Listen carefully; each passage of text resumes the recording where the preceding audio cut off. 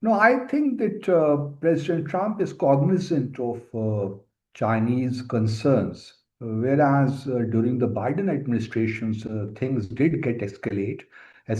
But as far as President Trump is concerned, he is more cautious. His approach is more circumspect, and I'm sure that's why he is not signing the arms deal on Taiwan. He's sitting on that. So he would take his time, he would calculate the risks, and then perhaps move forward. But at this point in time, it seems that the US is very much careful.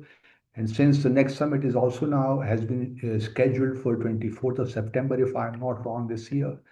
So I don't think that President Trump would take any step that would unnecessarily undermine the present process of building or rebuilding or regaining the mutual confidence between the two countries. Definitely, because President Trump wanted to go to China after the Iran conflict was concluded, so to say. But that did not happen because this visit was scheduled for March, and then President Trump postponed it to May. No doubt, President Trump has been weakened by the Iran war, and the leverage which President Trump did have back in 2017 has been relatively weakened, I would say. But President Trump or the US is still a superpower. Both countries need each other. I'm sure that the Chinese side does know about the ground realities. Their economies depend on each other, and that is, in my view, the catalyst or the that would keep moving this relationship forward, despite the fact that President Trump may have been weakened by the Iran war.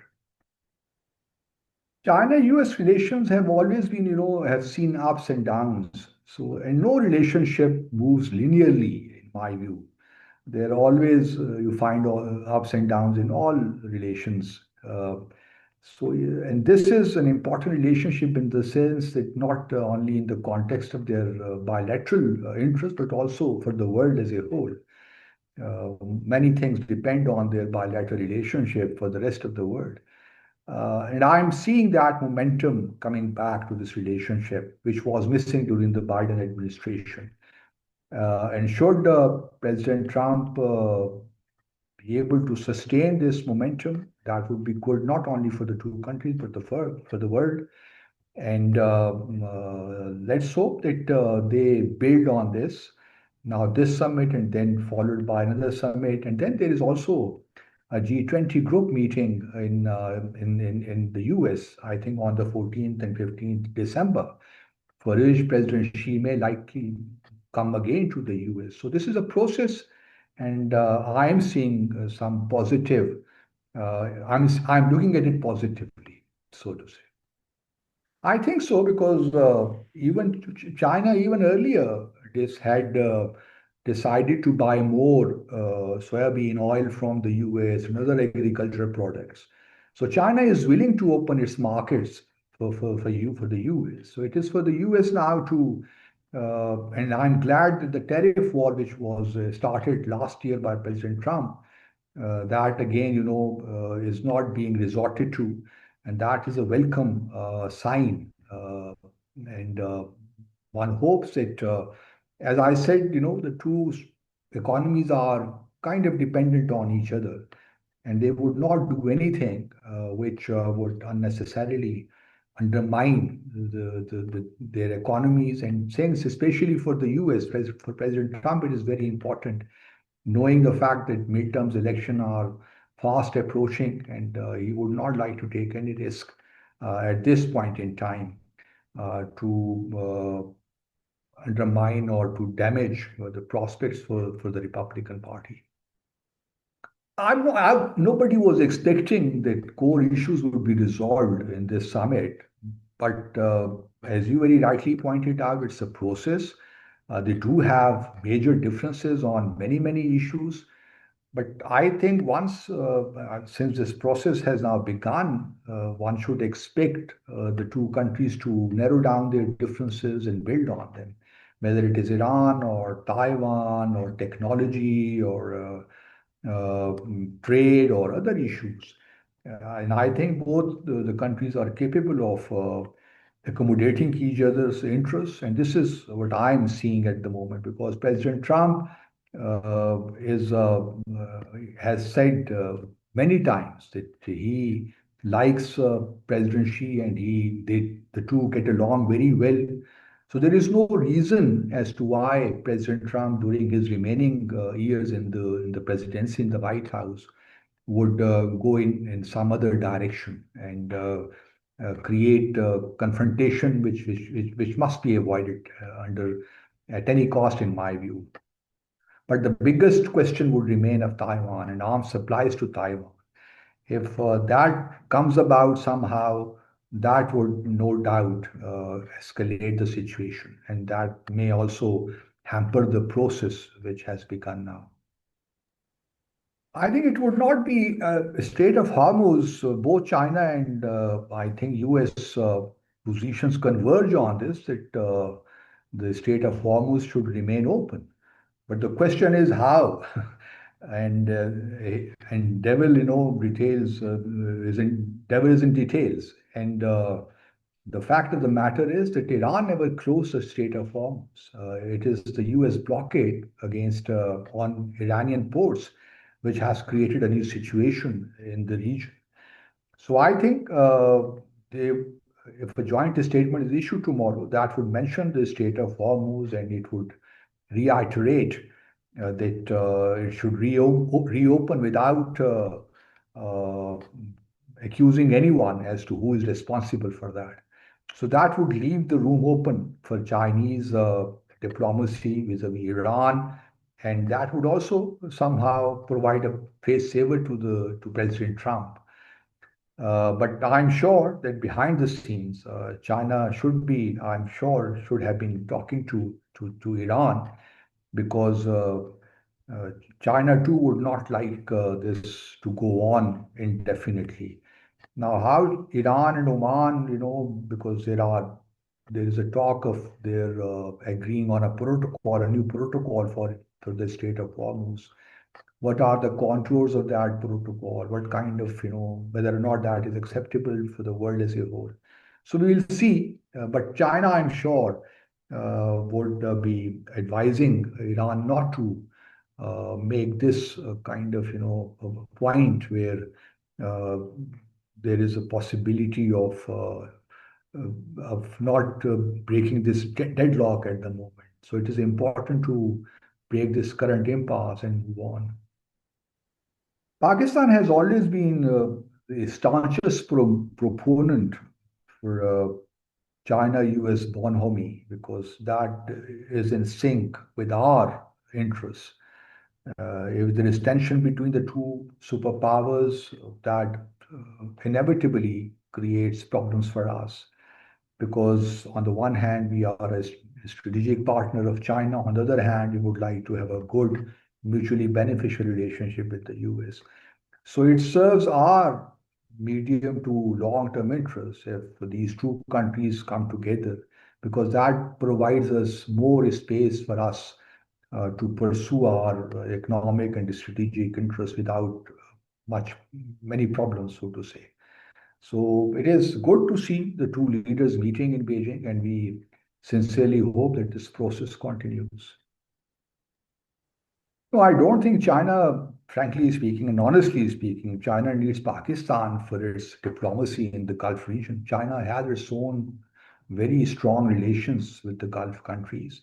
But China, since China, Pakistan also too has a strong, good relations, strategic relations with some Gulf countries.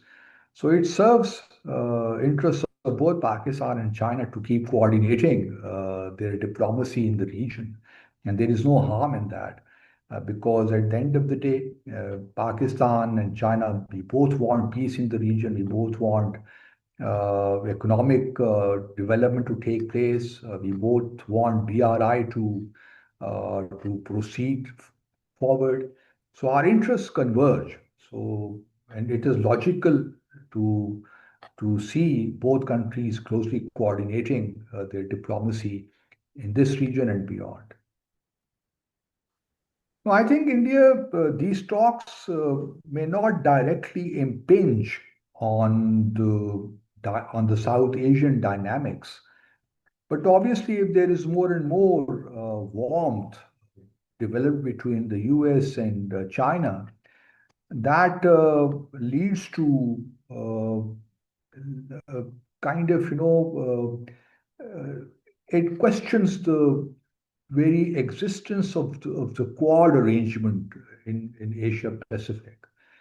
And that does raise concerns in New Delhi because the entire Quad philosophy was to counter China.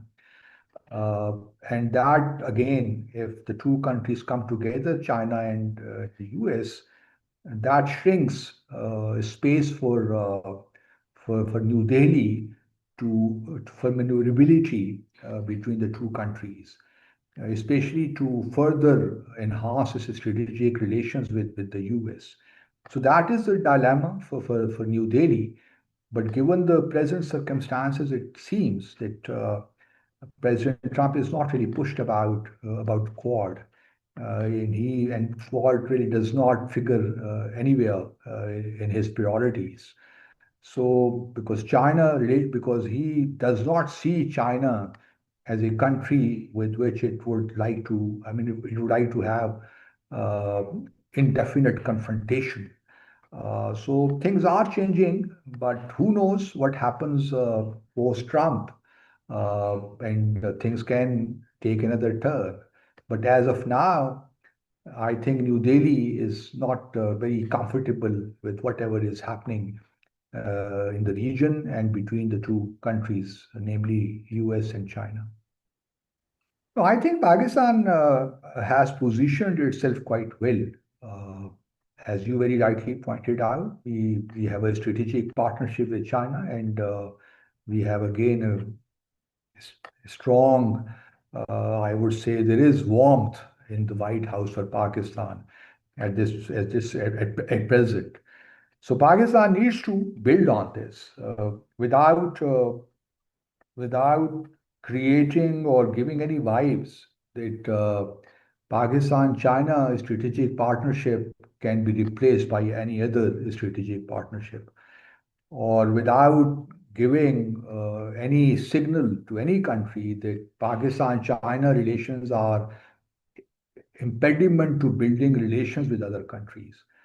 So to that extent, I fully agree with you that Pakistan has positioned itself very favorably, and now it is for uh, for diplomacy to really get more activated in the sense that there is a need to focus on further consolidating on our strategic partnership with China, and at the same time focusing on how to build or this this goodwill which exists in the White House of Pakistan to translate it into some economic activity as well, because that is at the end of the day is the I think objective at the moment. I don't think that there is any appetite in Washington or in Tehran to restart the war, and they may, kind of we may see high octane rhetoric on both sides, but I do not think that President Trump is willing to go back to reignite the conflict. Because that would be neither here nor there. It's President Trump or the US is not going to gain anything. So I'm not seeing that happening. As far as it's if the war resumes somehow, it obviously does have implications for Pakistan. That's why we are actively pursuing the mediation process and trying our best that the two countries keep holding the ceasefire in the first instance, and then we are working behind the scenes, conveying proposals, counter proposals, and let's hope that sometime, somehow during this month, the two sides are agreed to uh, are able to agree on a memorandum of understanding or a free framework agreement. Pakistan, in any case, is not giving up, and that is a good sign.